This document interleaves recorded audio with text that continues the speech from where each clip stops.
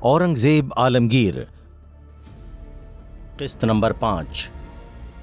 इस्लामी तारीख 1046 हिजरी में औरंगजेब आलमगीर की शादी मिर्ज़ा शाहनवाज़ खान की साहबजादी से हुई।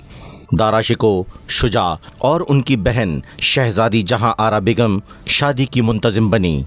शहजादा औरंगजेब आलमगीर 1053 हिजरी तक दक्कन के नायबुल सल्तनत रहे। इन्हीं दिनों शहजादी जहां आरा दिए की आग से शदीद जख्मी हो गईं और उन्हें सेहतमंद होने में 6 माह लग गए। शहजादी जहां आरा अपने वालिद की बहुत लाडली थीं। जलने की खबर सुनकर सारे भाई आगरा पहुंचे। शाहजहां का मिजाज सख्त गर्म था और मामूली सी बात पर औरंगजेब पर गुस्सा हुआ और उसको माजूल कर दिया, बल्कि हर तरह का ताल्लुक तोड़ दिया। औरंगजेब का दरबार में आना बंद हो चुका था। औरंगजेब ने भी बाप की तलवार खोल दी, गोया ऐलान कर दिया कि वो आज से मुग़ल मनसबदार नहीं रहा। इसके बाद औरंगजेब इबादत इलाही में मशगूल हो गया, जिसको लोगों ने कहा औरंगजेब दरवेश हो गया है। 7 माह बाद जब उनकी बहन शहजादी जहां आरा रूबाए सेहत हुई तो उन्होंने शहजादा औरंगजेब आलमगीर से मुलाकात की, जिसमें शहजादे ने अपने दिल का हाल सुनाया और फिर वालिद शाहजहां से मुलाकात करके शहजादी ने औरंगजेब की सिफारिश की और औरंगजेब को बहाल करवाया।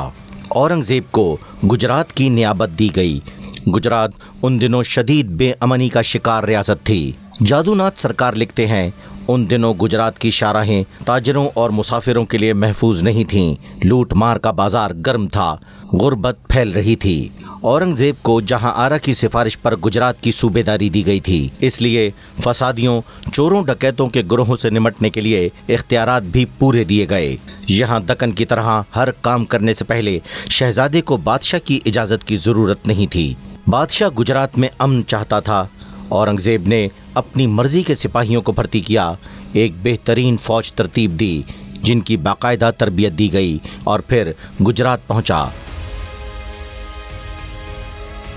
सबसे पहले उसने इन फसादियों, चोरों, डकैतों की जमातों की तमाम तर मालूमात इकट्ठी की जो सूबे में अमन व अमान ख़राब करने के ज़िम्मेदार थे।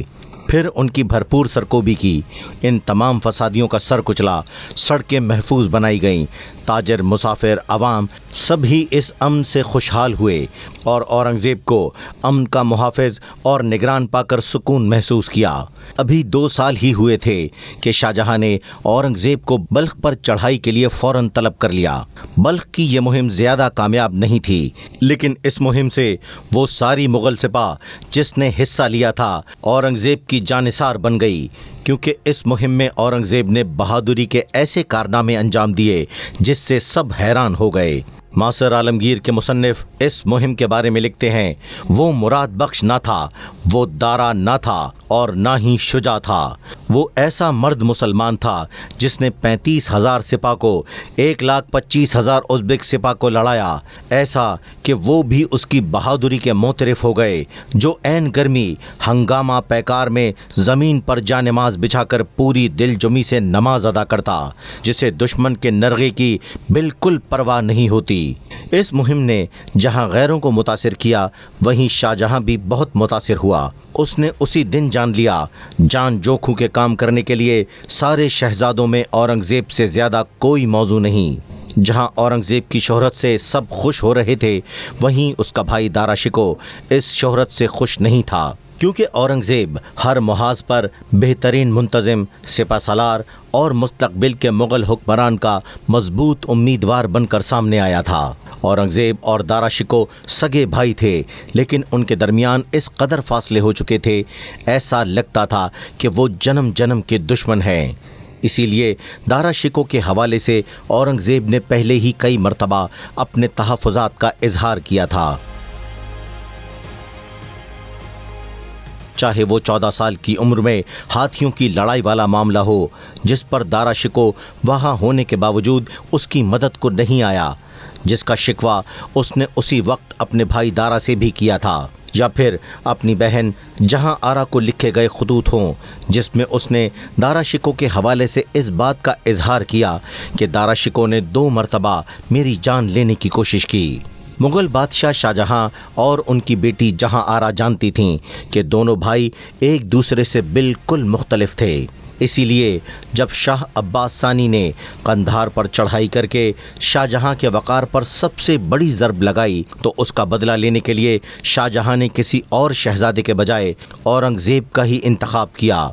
औरंगज़ेब भी शाहजहां के एतमाद पर पूरा उतरता रहा, लेकिन शाहजहां अपने बेटे दारा की मोहब्बत के आगे दूसरे बेटों को खातिर में नहीं लाता था। शाहजहां की मोहब्बत का आलम यह था कि उसकी किसी बात को रद्द नहीं करता था। औरंगज़ेब की अफ़गान मुहिम पर दारा के कहने पर ही उसने वज़ीर आज़म को साथ भेजा था। दारा नहीं चाहता था कि कामयाबी की सूरत में सेहरा फिर से औरंगज़ेब के सर पर सजे। साथ में इस तरह की पाबंदियां लगाईं कि औरंगज़ेब चाहते हुए भी कुछ नहीं कर सकता था। कंधार की इस मुहिम में एक एक चीज़ की इजाज़त उसको बादशाह शाहजहां से लेनी पड़ती, और शाहजहां वैसे तो बड़ा ज़हीन ताजदार था, लेकिन इस बुढ़ापे में उसका बेटा दारा शिको और उसके हमनशीनों ने उसकी ज़ाती राय पर कुछ ऐसा गलबा पा लिया था कि उसकी अपनी कोई ज़ाती राय नहीं रही थी। शाहजहां हर वो हुक्म देता जिसका दारा शिको कहता। हिंदू मौर्रिख जादूनाथ सरकार लिखते हैं, ये एक हकीकत है, कंधार मुहिम की नाकामी का जिम्मेदार औरंगज़ेब नहीं था। औरंगज़ेब इस मुहिम में सेकंड कमांड थी। औरंगज़ेब को हर उस हुक्म पर अमल करना था जो बादशाह शाहजहां सादुल्ला खान के ज़रिए उन्हें भेजता। औरंगज़ेब कंधार की मुहिम में नाकाम हुआ और नाकामी के पीछे दारा शिको की साजिशें थीं। औरंगज़ेब को नीचा दिखाने और ख़ुद को साबित करने के लिए दारा ने कंधार पर तीसरा हमला करने के लिए खुद इजाज़त मांगी। शाहजहां ने इजाज़त दे दी। दारा शिको की अवामी शोहरत एक कमज़ोर सिपाही और नाअहल मुंतज़िम की सी तो थी, लेकिन ऐसा नहीं है कि उसने कभी भी जंग में हिस्सा नहीं लिया। The man who would be king के मुसन्निफ एविक चंदा लिखते हैं कि दारा 70,000 जवानों की फ़ौज लेकर लाहौर पहुंच गए। उन्होंने 110 मुसलमान और 58 राजपूत जंगजू तैयार किए। इस फ़ौज में 230 हाथी, 6,000 ज़मीन खोदने वाले, 500 बहिश्ती और बहुत से जादूगर और हर तरह के पीर फ़कीर और साधु शामिल थे। अपने सिपा सालारों से मशवरे लेने के बजाय दारा ने इन तांत्रिकों और पीर फ़कीरों से मशवरे करके हमले के दिन का फ़ैसला किया। दारा ने इन लोगों पर बहुत ज़्यादा रकम खर्च की। मुग़ल दौर के मुलाजिम मारूफ मौर्रिख खाफ़ी खान लिखते हैं, दारा के ओहदेदार कभी किसी जाली दरवेश को पकड़ लाते जो मराक़बे करते रहते और उन्हें दुश्मन के ज़वाल की खुद साख्ता ख़बरें सुनाते, तो कभी नजूमियों और फ़ाल निकालने वालों को बुलवाते और फ़ाल निकालते। रशीद अख्तर नदवी अपनी किताब औरंगज़ेब में लिखते हैं कि इसी तरह एक बहरूपिया बहुत अरसे तक दारा को बेवकूफ़ बनाता रहा कि उसके कब्ज़े में जिन और रूहें हैं, जिन्हों की मदद से इस किले को फ़तह करेगा।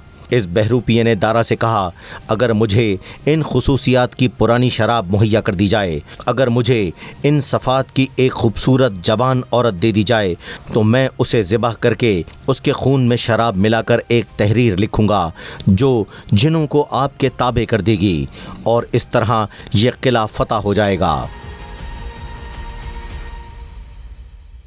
दारा शिको बजाय इसके कि कोई मजबूत फ़ौजी हिकमत अमली अपनाता, वो इस तरह के तमाशों में लगा रहा। 5 माह गुजर गए, राशन गोला बारूद ख़त्म होने लगा, बर्फ़बारी होने लगी। काफ़ी अरसे तक मुहासरा करने के बाद भी दारा को नाकामी हुई और उसको खाली हाथ दिल्ली लौटना पड़ा। कंधार में दारा शिको की हरकतों से बखूबी अंदाज़ा होता है कि वो किस अकायद का इंसान था। खाफ़ी खान लिखते हैं कि दारा शिको मुसलमानों और हिंदुओं में कुछ इस तरह का मजहबी इत्तेहाद चाहता था कि वो एक दूसरे के करीब हो जाएं।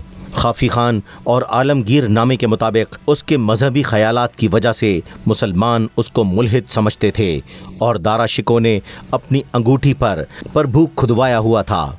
उस ज़माने में आम ख्याल या राय आमा ये थी कि वो मुसलमान नहीं, और इस बात की खबर दारा शिको को भी थी, लेकिन वो इस सब से बेपरवाह था। आलमगीर नामे के मुताबिक दारा शिको, शुजा, औरंगज़ेब और मुराद ने जब जब एक दूसरे को खतूत लिखे तो मुराद भी अपने भाई दारा के बारे में ऐसी ही राय रखता था। کہ بھائی صاحب ملحد ہو گئے ہیں۔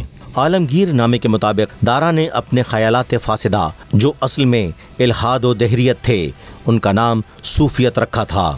دارا کے یہ خیالات اس تعلیم کا نتیجہ تھے جو مختلف مسلمان فقیروں اور ہندو یوگی سے حاصل کی تھیں۔ اس دور کے سرمد اور یوگی لال داس کے دارا نے پاؤں چھوئے اور ان بھٹکے ہوئے لوگوں کا نشانہ بنا۔ ادھر اورنگزیب کو افغانستان کی مہم کے بعد دکن روانہ کر دیا گیا۔